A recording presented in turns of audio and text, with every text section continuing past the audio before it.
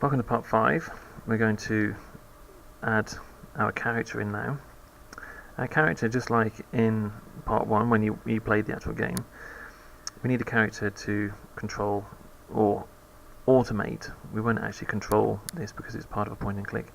This character, when it receives certain broadcasts, it will start to move around the screen, and obviously when the door appears we can make it move and go through the door and disappear and go off the screen. So what we're going to do to start with is go into import and where to get these from. I've given you a sprite, a set of sprites from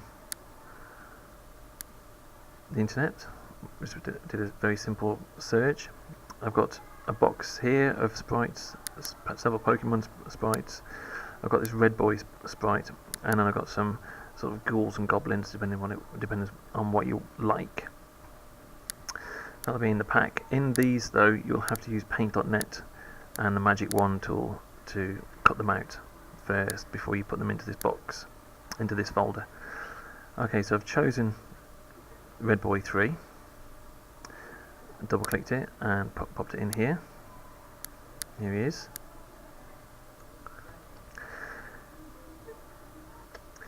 Okay, the first thing we're going to start off with is when I receive level 1, we're going to make him show. At the same time, we want him to be in a particular place, so I'm going to put him in the corner here, and when I double click on him, I don't know if my screen is actually big enough, in the motion block in the corner here, you can see that we can make him glide or show or go to a particular point.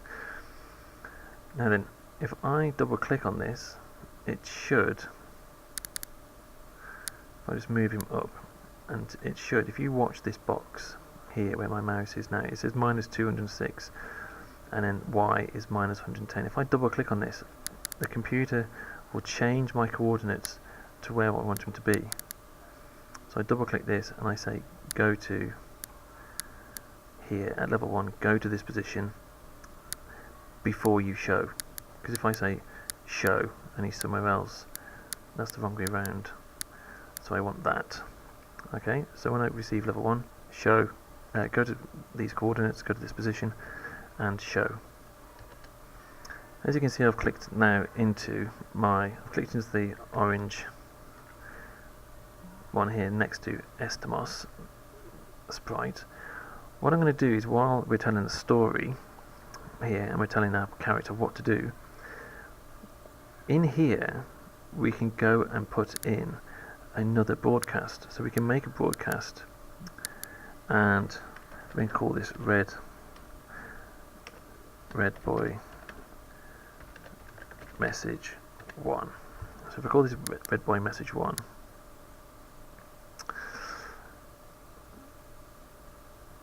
and I pop it in here. What this will do is when I find this over here, we can make it into like what's called like a game special or words to that effect. What that'll do is it'll make a trigger. So when I receive, when flag clicked, when I receive Red Boy Message 1, we can go and make him say something for a certain period of time. So in here you can see I've just typed, hey, you found the special block. Red Boy Message 1, hey, you found the message block, special block. And you can also go and drop in your points at the same time, so we can give them like an extra point, and you can tell them they've got an extra point. Okay, so what I put in here is look for green and blue, so giving them some clues, because you don't want to make it too difficult for the players, for the people playing the game, otherwise they'll be turned off. You can always make it harder in the next levels. So this is level 1, so let's make this quite easy. So let's go and give this a test.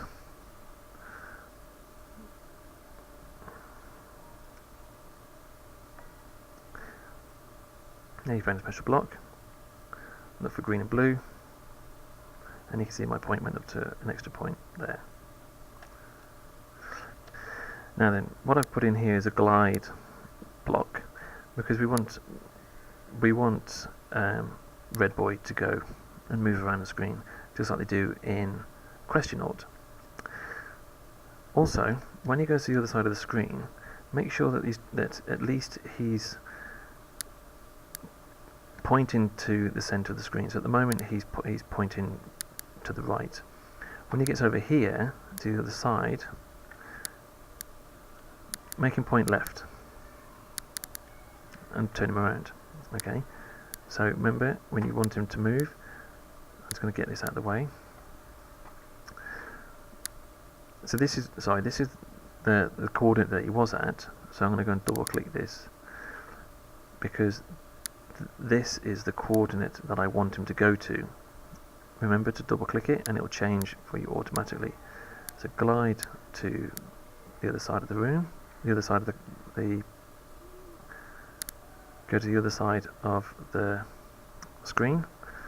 So you can see in this test here, we can go into Red Boy and we want him to point in direction of right.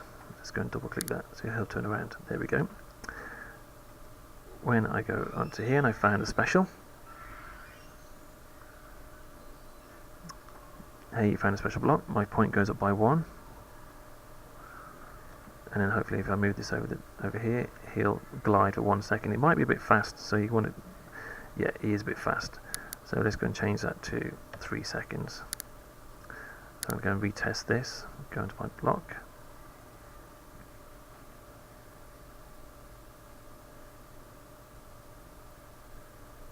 and this should slow him down.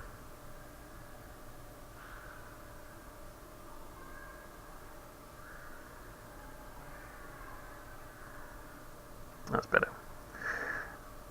Next is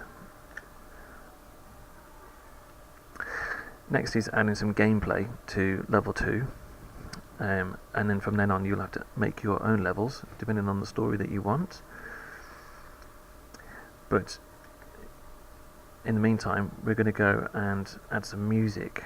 So I've got some Final Fantasy music to put in. I'm going to pause the video so we can go to sounds. Okay, what I'm going to do now is go into my stage. I go to sounds. I don't need this sound anymore, and I'm going to go and import my sounds. In the sounds folder, yours won't be in Z drive. I'll put mine somewhere else. I'm going to scratch day, and I'm going to go to point and click game, and I've got sounds and music, and in here Final Fantasy X music video. It isn't actually a video, it's the music itself. I'm just going to taking it off YouTube. Okay, so in my scripts, when flag clicked, I want to go to pink here and play sound Final Fantasy X. Now you won't be able to hear this because I've got my microphone plugged in, but as soon as I click this, it'll start to play my sound. And it'll just have some nice mellow music, a bit like Questionnaut does, and it means that my story can begin. That is the end of part 5.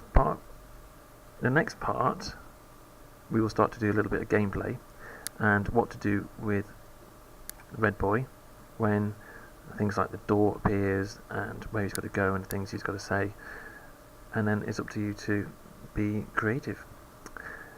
Thank you.